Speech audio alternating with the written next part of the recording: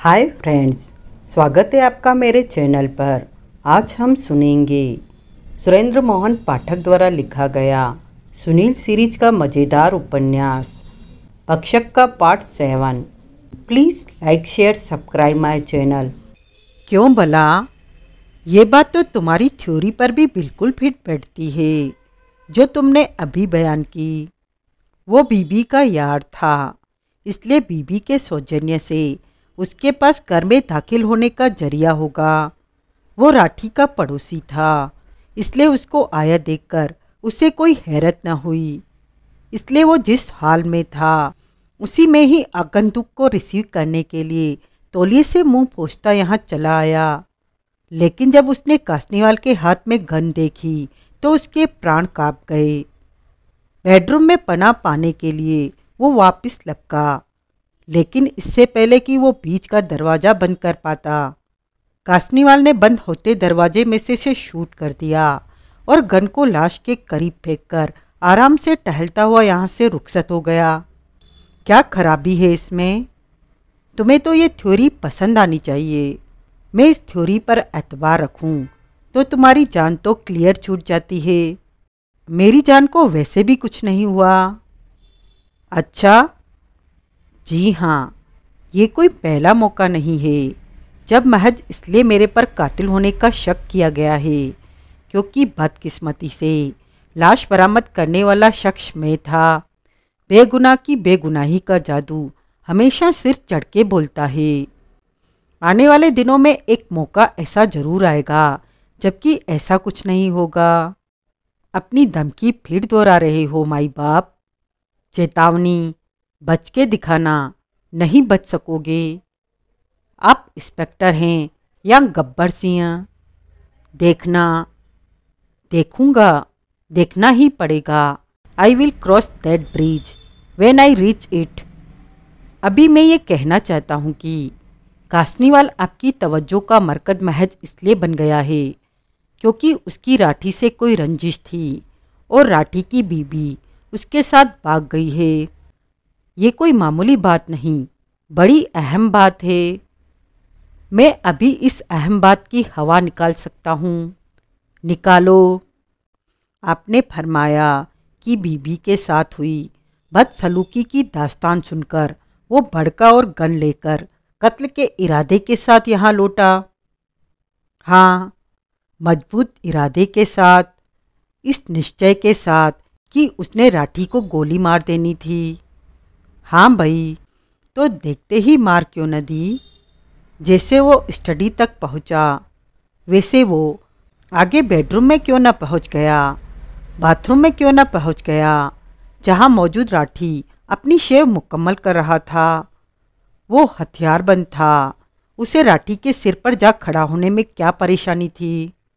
क्यों वो यहाँ स्टडी में ठिठका खड़ा रहा? क्यों उसने राठी को यहाँ कदम रखने दिया और फिर उस पर अपना खतरनाक इरादा जाहिर किया? क्यों उसने राठी को ये मौका दिया कि वो घूमकर वापस बेडरूम में घुस जाता और बीच का दरवाज़ा बंद कर लेने की कोशिश करता? वो अपनी इस कोशिश में कामयाब हो गया होता तो क्यों कर वो राठी के कत्ल को अंजाम दे पाया होता, जो कि आप कहते हैं कि उसकी यहाँ आमद का वाहिद मकसद था। रिपोर्टर साहब, तुम एक बात भूल रहे हो कि अल्टरनेट मर्डर सस्पेक्ट तुम हो। जितनी ज़्यादा तुम कासनीवाल की बेगुनाही की दुआई दोगे उतना ही ज़्यादा फोकस तुम पर बनेगा। अपने पर से फोकस हटाने के लिए मैं एक बेगुनाह की बेगुनाही की दुआई देना बंद नहीं कर सकता, जबकि वो बेगुनाह कोई नौजवान लड़की भी नहीं। जी, क्या फरमाया? पहले तो तुम्हारे अति संवेदनशील दिल के दरवाजे मुसीबत ज़दा हसीनाओं के लिए ही खुले होते थे। You could not see a damsel in distress, no? Yes. लेकिन अब शायद दिल पर डेमोक्रेसी लागू हो गई है। वो रेलवे स्टेशन बन गया है जहाँ कोई भी आ जा सकता है। आप मजाक कर रहे हैं? नहीं भाई, आप मेरी खिल्ली उड़ा रहे हैं। अरे नहीं भाई, मैं तो वो बात पिन पॉइंट करने की कोशिश कर रहा हूँ यूँ जिसकी वजह से तुम एक ऐसे शख्स की हिमायत कर रहे हो जिसे कि तुम ठीक से जानते तक नहीं। अब क्या कहूँ? कहो मत, सुनो। क्या? हिमायत कर रहे हो तो पूरी करो। कैसे? गुनाह कबूल कर लो। देखना, जब जन्नत के दरवाजे पर पहुँचोगे तो गॉड खुद बाहें फैलाए तुम्हें गले लगाने को, तुम्हारे इस्तकबाल करने को, तुम्हें शाबाशी देने को वहाँ मौजूद होगा। मालिक हो जनाब, वक्त के हाकिम हो, कुछ भी कह सकते हो। 7 और 7:30 बजे के बीच कहाँ थे? क्यों पूछ रहे हो? इतने बड़े तीसमार खां हो, तुम्हें सूझना चाहिए। कत्ल 7 और 7:30 के बीच में हुआ था। हाँ, हमारे एक्सपर्ट का प्रीलिमिनरी एग्जामिनेशन यही साबित करता है। अब बताओ, उस वफ़े में तुम कहाँ थे? यहाँ नहीं था, मैं यहाँ ठीक 8 बजे पहुँचा था। रिपोर्टर साहब, मैंने ये नहीं पूछा तुम कहाँ नहीं थे, मैंने पूछा है तुम कहाँ थे। ऑन रोड था, पहले मोटरसाइकिल चला रहा था, फिर बारिश में टैक्सी तलाश कर रहा था। टैक्सी आसानी से न मिली। हाँ, मुश्किल से मिली, बारिश की वजह से। फिर भी 8 बजे यहाँ पहुँच गए, जो कि तुम्हारी यहाँ अपॉइंटमेंट का मुकर्रर वक्त था। हाँ, लेकिन साबित नहीं कर सकते कि वो वक्त 8 बजे का था, 7:30 का नहीं, उससे पहले का नहीं, 7 और 7:30 के बीच का नहीं। कोई भी नहीं साबित कर सकता। क्या कहा? किसी को सपना नहीं आया होता कि आगे क्या होने वाला है। जिसको सपना आया होता है वो ऐसी जवाबदेही का इंतजाम करके रखते हैं। मेरा ऐसा कोई इंतजाम किए न होना मेरी बेगुनाही का अपने आप में सबूत है। मैं कहता हूँ कि मैं अपनी यहाँ 8 बजे की हाजिरी के गवाह पेश कर सकता हूँ, या 7 और 7:30 के बीच की कहीं और हाजिरी के गवाह पेश कर सकता हूँ, तो भी मेरे पर आपका शक बरकरार रहता है कि क्यों वो गवाह हाजिर थे। मेरे को क्या सपना आया था कि मेरे को आगे गवाहों की जरूरत पड़ने वाली थी। बहस अच्छी कर लेते हो। जब एक होस्टाइल हाकिम पीछे पड़ा हो तो अच्छी बहस करनी ही पड़ती है। लेकिन बहस से अभी बराए मेहरबानी एक बात और सुनिए। इसलिए सुनिए क्योंकि उसका मेरी पहली कही बात से भरपूर ताल्लुक है। बोलो। मैं यहाँ 7 बजे आता, राठी का कत्ल करता, वापिस राजनगर लौट जाता, एक जुदा टैक्सी पर सवार होकर अपनी 8 बजे की अपॉइंटमेंट के लिए उल्टे पांव यहाँ लौट आता और बतौर गवाह टैक्सी ड्राइवर को यहाँ रोक के रखता, तो कौन मुझे ऐसा करने से रोकता? किया क्यों नहीं ऐसा? क्योंकि जरूरत न महसूस की, क्योंकि मुझे इल्हाम न हुआ कि आगे मुझे राठी नहीं उसकी लाश मिलने वाली थी। टैक्सी को इसलिए रोक के रखा होता क्योंकि तुमने लौटना भी तो था। 2 वजह से मैंने ऐसा नहीं किया था। एक तो मुझे ये नहीं मालूम था कि मुझे यहाँ कितना टाइम लगने वाला था। दूसरे, यहाँ बारिश नहीं हो रही थी, अभी भी नहीं हो रही है। और मेरा जाती तजुर्बा है कि आम हालात में इधर से टैक्सी मिलने में कोई दिक्कत नहीं होती।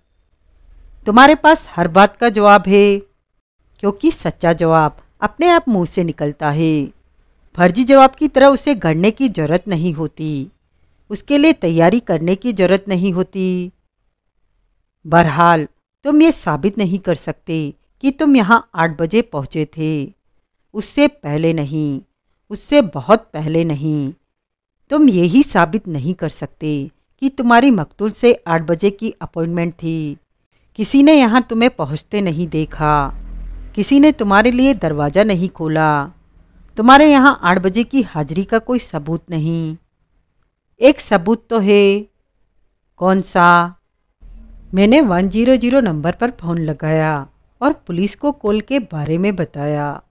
100 नंबर पर रिकॉर्ड होता है कि कौन सी कॉल कब आई थी और कहाँ से आई थी। कबूल की कॉल यहाँ से आई थी। किसी ने कहा था कि वो सुनील बोल रहा था, लेकिन इससे ये कहाँ साबित होता है कि लाइन पर तुम थे। और कौन था, तुम बताओ।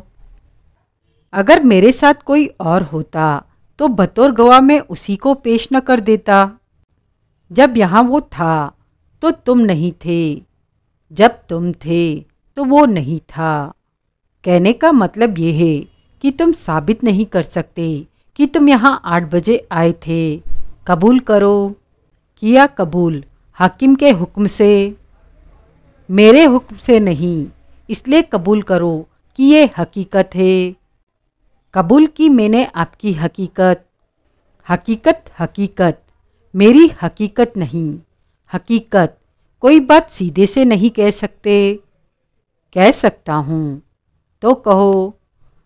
बदकिस्मती से मैं साबित नहीं कर सकता कि मैं यहाँ 8 बजे पहुँचा था। फिर भी मैं तुम्हें यहाँ से जाने दे रहा हूँ। Thank you. लेकिन दर्शन देते रहना। क्या मतलब, कहीं गायब न हो जाना। मेरी मजाल नहीं हो सकती। मजाल तो तुम्हारी ऐसी ऐसी हो सकती है कि जो न कर गुजरो वो थोड़ा। कत्ल भी, कत्ल भी। तो आप अभी भी समझ रहे हैं कि ये कत्ल मैंने किया है। नहीं, नहीं समझ रहा। समझ रहा होता तो तुम्हारा मुकाम हवालात होता। तो तुम किसी को कवर करने की, किसी की हिमायत करने की कोशिश कर रहे हो। किसकी? अंधे को दिखाई दे रहा है कि चिराग कासनीवाल की। मैं उसे ठीक से जानता तक नहीं। तो ये हाल है। सुनील खामोश रहा। मेरा इतबार अभी भी इसी थ्योरी पर है कि कासनीवाल राठी की बीबी के साथ भाग गया। बीबी की जुबानी उसे पता लगा कि राठी उस पर कैसे कैसे जुल्म ढाता था। उस बात से भड़ककर वो यहाँ लौटा और उसने राठी को शूट कर दिया। वो हरकत कर चुकने के बाद उसका जुनून ठंडा हुआ। तब उसने संकट मोचन, सब दुख भंजन, सारे जहाँ का दर्द मेरे जिगर में है, सुनील भाई मुल्तानी कथावाचक को फ़ोन किया, जो आनन फानन यहाँ पहुँचा, जिसने कातिल को, कासनीवाल को यहाँ से चलता कर दिया। पीछे हालात का जायजा लिया। कुछ कासनीवाल के हक में मनीपुलेट करना था तो किया, और फिर बड़ी मासूमियत से पुलिस को फ़ोन कर दिया। मैनिपुलेट क्या किया मैंने? कुछ भी, जो भी तुम्हारी सुनीलियन सोच ने सुझाया। मसलन तौलिया प्लांट किया। जी, क्या फरमाया? खुद जाग लगा दी। मकतूल के कान पर? वहाँ भी खुद जाग लगा दी। क्यों किया मैंने ऐसा? अपनी इस थ्योरी को मजबूती देने के लिए कि कातिल कोई मकतूल का करीबी था, जिसकी वहाँ आमद एक सहज और स्वाभाविक बात थी, न कि कासनीवाल था जिसकी कि उससे रंजिश थी। तौबा, आप तो मेरे से भी बड़े स्टोरी टेलर हैं। वो तो तुम ही हो, कथावाचक, मशहूर, मकबूल। तभी तो सुनील भाई मुल्तानी अक्सर पेश करता है फला आदमी की कहानी, फला हसीना की कहानी। नहीं, मैं अब इस डिपार्टमेंट में पिछड़ गया हूँ। आज आपने मेरे से बाजी मार ली। मैं पूरी विनम्रता से नतमस्तक होकर चैंपियन ट्रॉफी आपके हवाले करता हूँ। क्या कहना चाहते हो? आपको मालूम होना चाहिए, अभी तो आप कह के हटे हैं कि वो पड़ोसी को, कासनीवाल को रिसीव करने के लिए तौलिए से मुंह पोंछता यहाँ चला आया, और अब कह रहे हैं कि तौलिया मैंने प्लांट किया, उस पर जाग मैंने लगाई, वगैरह। मेरे सामने दोनों ऑप्शन ओपन है, लेकिन अब दूसरी ऑप्शन मुझे ज़्यादा मुतमईन लग रही है। सुनील ने असहाय भाव से गर्दन हिलाई। बहरहाल तुम अभी आज़ाद हो, लेकिन अगर मैं अपनी थ्योरी को साबित कर सका तो तुम्हारी खैर नहीं।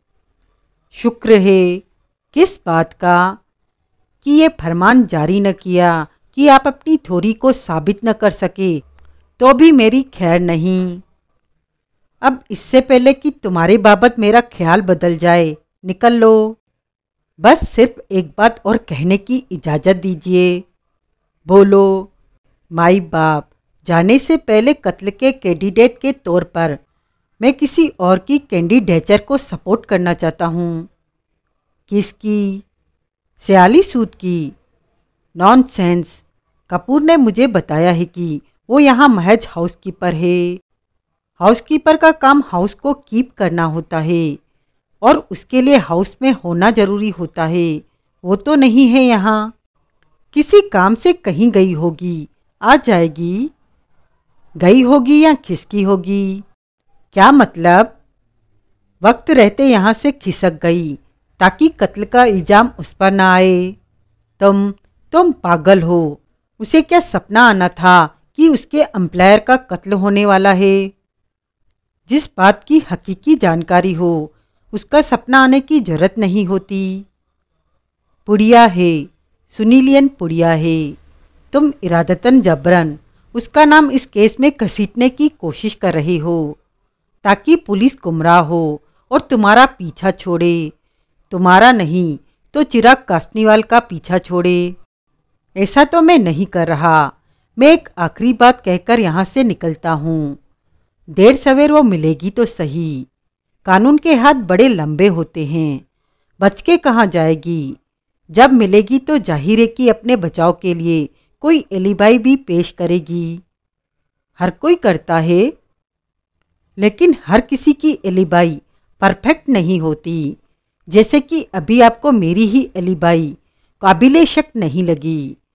मेरे पास ये साबित करने का जरिया नहीं है कि कल के वक्त में कहाँ था। आम हालात में आम लोगों के पास अमूमन नहीं होता, लेकिन अगर हाउसकीपर सयाली सूद के पास हो तो समझिएगा कि वो आम लोग नहीं और हालात भी आम नहीं है। Good night. Sunil youth club पहुंचा।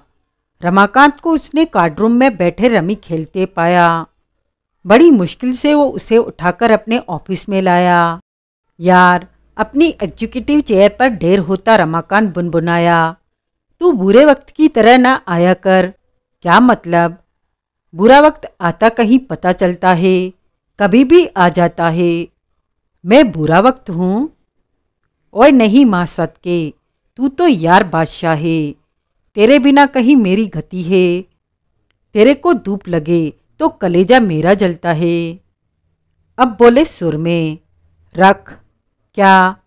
ओए तशरीफ। और क्या? भेजा। सुनील उसके सामने एक कुर्सी पर ढेर हुआ। अब मैं पेग तेरा ले लूं, तू पेग मेरा ले ले। मैं भी पीऊं, तू भी पिए करें। नहीं, मैं एक ही शाम में 2 शिफ्टें नहीं लगाता। क्यों झूठ बोलता है? अभी पिछले महीने जब। हमेशा नहीं लगाता, कभी कभार तो लगाता है। हाँ, कभी कभी तो फिर ठीक है, लेकिन सिर्फ एक। शुरुआत तो काका बली एक से ही होती है। उसने फ़ोन पर ड्रिंक्स का ऑर्डर दिया। ड्रिंक सर्व होने तक वो सिगरेट सुलगाता होठों में गुनगुनाता रहा। तेनू धूप लगदी, सड़े कलेजा मेरा, तेनू धूप लगदी। वेटर ड्रिंक सर्व करके चला गया। सानू बजना बाज हनेरा, सानू सजना बाज हनेरा, चन भावे नित चढ़ता। चीयर्स पोल काका बली। चीयर्स, सुनील बोला।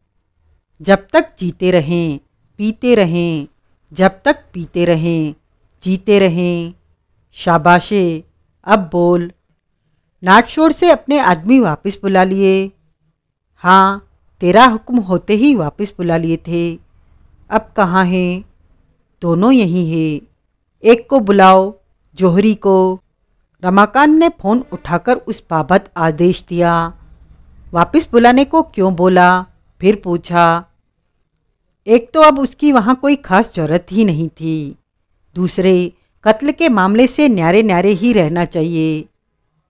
वहाँ हुआ क्या था? कत्ल का क्या किस्सा है? बता अपने वड्डे बापा जी को। सुनील ने तमाम वाक्या बयान किया।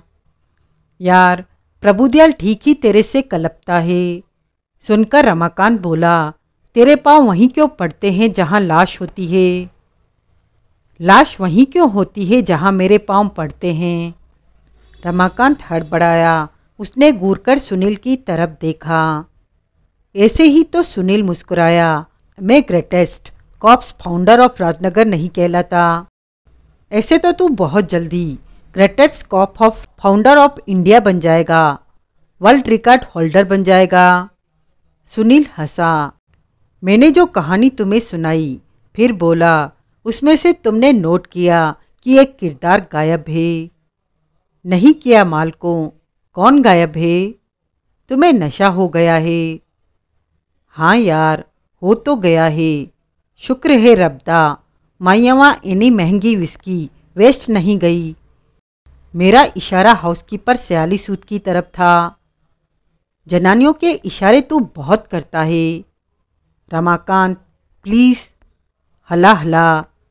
उसका पता लगाना है वो कहाँ है। क्या जरूरत है? जहाँ से गई थी वापस वहीं तो लौटेगी। शायद न लौटे, फौरन न लौटे।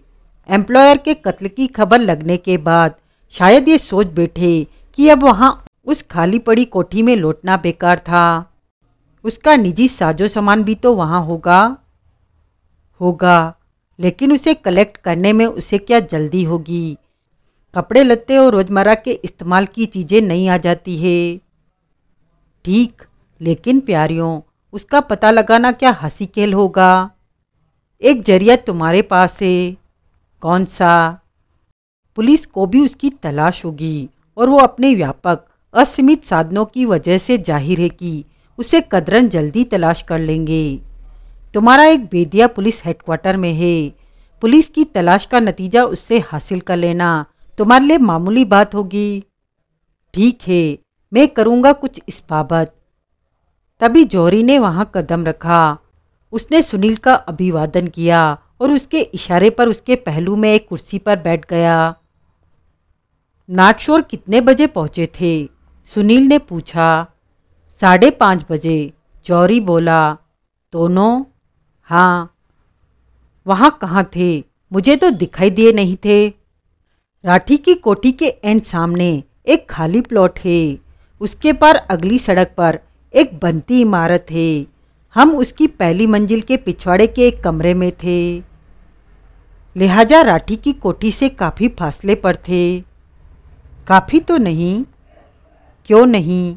बीच में इतनी चौड़ी सड़क थी, उसके बाद इतना बड़ा प्लॉट था, उसके बाद एक बैंक लेन थी, फिर वो बनती इमारत थी।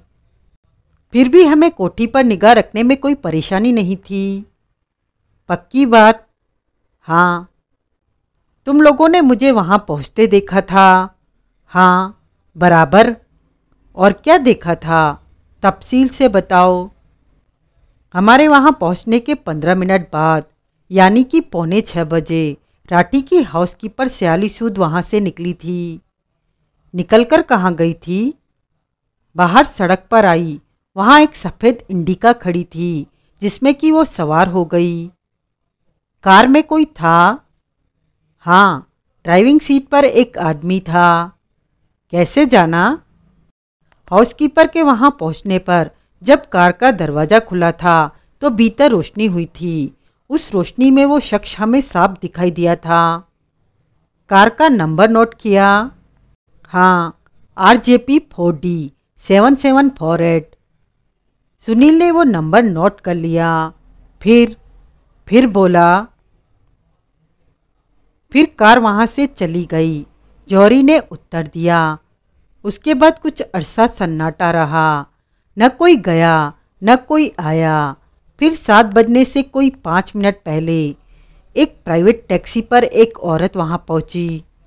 नंबर देखा? नहीं देख सके। टैक्सी का हमारी तरफ ऐसा एंगल नहीं बना था कि नंबर देख पाते, लेकिन ये बराबर देखा कि टैक्सी थी। हाँ, पीली छत वाली। नहीं, प्राइवेट। जब नंबर न देखा तो ये कैसे मालूम पड़ा कि प्राइवेट टैक्सी थी? क्योंकि वो किसी बड़े प्राइवेट टैक्सी ऑपरेटर की फ्लीट का हिस्सा थी। उसकी साइड में बड़े बड़े अक्षरों में पेंट हुआ था, मेट्रो टैक्सी सर्विस नंबर 15। फासले से लिखा दिखाई दे गया था। दूरबीन से देखा था ना? ओ, दूरबीन से देखा था। गाड़ी कौन सी थी? स्टील कलर की सांत्रो थी। सुनील ने वो बात भी नोट की। फिर उसमें से एक औरत निकलकर कोठी में चली गई और टैक्सी वहां से रुखसत हो गई। पैसेंजर के लिए पीछे न रुकी तो नहीं, लेकिन थोड़ी देर बाद फिर वापस आ गई थी। कितनी देर बाद? 10-12 मिनट बाद। इतना अरसा वहीं रुके रहने में क्या प्रॉब्लम थी? मेरे ख्याल से टैक्सी उस औरत का बताया कोई काम करने गई थी, जिसे करके वो लौट आई थी। औरत के बारे में कुछ बताओ। देखने में कैसी थी? फासले से सूरत तो ठीक से नहीं दिखाई दी थी। बावजूद दूरबीन के वो टैक्सी के पल्ली तरफ उतरी थी, इसलिए उसकी ओट में आ गई थी। फिर लगभग फौरन ही वो घूमकर कोठी की तरफ चल दी थी। पोशाक क्या पहने थी, ये तो देखा होगा? हाँ, ये तो देखा था, लेकिन पोशाक में भी जो प्रोमिनेंट चीज देखी थी वो उसका ट्रेड का सफ़ेद कोट ही था, जो कि किसी गहरे रंग की साड़ी पर पहने थी। आगे वो कोठी में दाखिल हो गई थी और उसके फ्रंट डोर पर पहुंची थी। वहां वो थोड़ी देर ठिठकी खड़ी रही थी और फिर दरवाजे को धकेलकर भीतर चली गई थी। ठिठकी क्यों खड़ी रही थी? मेरे ख्याल से घंटी बजाई होगी, दरवाजा खुलने का इंतजार किया होगा। कितनी देर ठिठकी खड़ी रही थी? 1-2 मिनट। राठी को उसकी आमद की खबर होगी। क्या मालूम? ये कैसे मालूम हो कि उसने घंटी बजाई थी और उसके दाखिले के लिए दरवाजा भीतर से खोला गया था? क्या मतलब? वहां की घंटी चौखट में नहीं लगी हुई थी, जैसे कि अमूमन लगी होती है। उसमें से निकलकर एक तार नीचे लटक रही थी, जिसके सिरे पर एक गोल पहलपुश था। ओ, तभी वो नीचे झुकी थी। मैं भी हैरान था कि घंटी बजाने के लिए उसे नीचे क्यों झुकना पड़ा था। वो घंटी बजाने के लिए नीचे झुकी थी जब बेल पुश घंटी के नॉर्मल लेवल से नीचे लटक रहा था, तो नीचे ही तो झुकना पड़ता था। फिर भी ये महज तुम्हारा अंदाजा है कि वो बेल पुश दबाने के लिए नीचे झुकी थी। क्या कहना चाहते हैं? दरवाजे का ताला, उसका बिल्ट इन लॉक चाबी लगा के खोलना हो तो भी नीचे झुकना पड़ता है, नहीं? चोरी खामोश हो गया। उसने कुछ क्षण उस बात पर मनन किया और फिर बोला, हो तो सकता है। फिर तुमने ये कैसे सोच लिया कि वो घंटी बजा रही थी? क्योंकि कोई आगंतुक जब किसी के द्वारे पर पहुंचता है तो अपनी आमद की खबर जारी करने के लिए घंटी ही तो बजाता है। लेकिन अब आपकी बात मुझे जच रही है। जरूर वो चाबी लगा के ताला ही खोल रही थी। क्या वो औरत हाउसकीपर सयाली सूद हो सकती थी? नहीं। वजह? वो जुदा पोशाक पहने थी, कोट वो भी पहने थी, लेकिन उसका कोट सफ़ेद नहीं था और मेरे ख्याल से वो ट्रिट का भी नहीं था। वो औरत कितनी देर वहाँ ठहरी थी? 15-16 मिनट। 7:12 पर अपनी टैक्सी पर सवार होकर वो वहाँ से गई थी। वो 15-16 मिनट वहाँ ठहरी थी। टैक्सी 10-12 मिनट में लौट आई थी। इसका मतलब है उसके कोठी से बाहर निकलने से पहले टैक्सी लौट आई थी और उसके इंतजार में बाहर सड़क पर मौजूद थी। हाँ, उसके बाद क्या हुआ? उसके बाद फिर खामोशी छा गई। फिर आप वहाँ पहुँचे। मैं कितने बजे पहुँचा? 8 बजने में अभी 1 मिनट बाकी थी, जबकि आप कोठी के सामने टैक्सी से उतरे थे। मेरी टैक्सी का नंबर देखा था? हाँ। नोट किया था? हाँ। That's very good news. अब वो टैक्सी ड्राइवर मेरा गवाह होगा कि मैं 8 बजे, यानी कि पुलिस द्वारा निर्धारित कत्ल के वक्त के बहुत बाद वहाँ पहुँचा था। प्यारियों, कहीं फिर तुम पर कत्ल का शक तो नहीं किया जा रहा? मेरी बदकिस्मती से ऐसा ही है। लेकिन जब तू 8 बजे वहाँ पहुँचा था तो पुलिस दावा करेगी कि वो मेरा दूसरा फेरा था। कैसे दावा करेगी?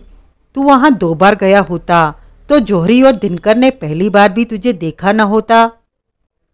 देखा होता तो चोर चोर मौसेरे बाई, यानी कि तू, जौहरी और दिनकर और वड्डे बापा जी, मैं भी। पुलिस कहती है कि मेरे हक में तुम्हारी या तुम्हारे किसी आदमी की गवाही किसी गिनती में नहीं आती। मरे माइयवा एहो जई पुलिस, तुम जरा जौहरी को अपनी बात मुकम्मल करने दो। मेरी बात मुकम्मल है। आपके भीतर जाने के थोड़ी देर बाद हमें फ़ौरन वहाँ से निकल लेने का हुक्म हो गया था, जिसकी हमने तामील की थी। इसलिए आपके वहाँ पहुँचने के बाद वहाँ क्या हुआ हमें नहीं मालूम। No problem. अब तुमने एक ख़ास एक्सप्रेस काम करना है। क्या? मेट्रो टैक्सी सर्विस की 15 नंबर टैक्सी की तलाश करना है और उसके ड्राइवर से मेरी बात करानी है। जौहरी ने रमाकांत की तरफ देखा। ओए, मेरी तरफ क्या देखता है? रमाकांत बोला। मेरे में और इसमें कोई फ़र्क है? बोल हुक्म सिर माथे। जौहरी ने सहमति में सिर हिलाया। इससे कुछ और पूछना है? नहीं, सुनील बोला। तो ये जाए? हाँ। जौहरी सुना? जौहरी सहमति में सिर हिलाता उठा और वहाँ से रुखसत हो गया। वड्डे बापा जी, पीछे सुनील बोला। अब सयाली सूद की तलाश का एक और जरिया सामने है। केड़ा? आज की कहानी बस यहीं तक। कहानी का अगला भाग जानने के लिए बने रहें मेरे साथ। अगर यह नावल आपको पसंद आया हो तो please like share subscribe my channel.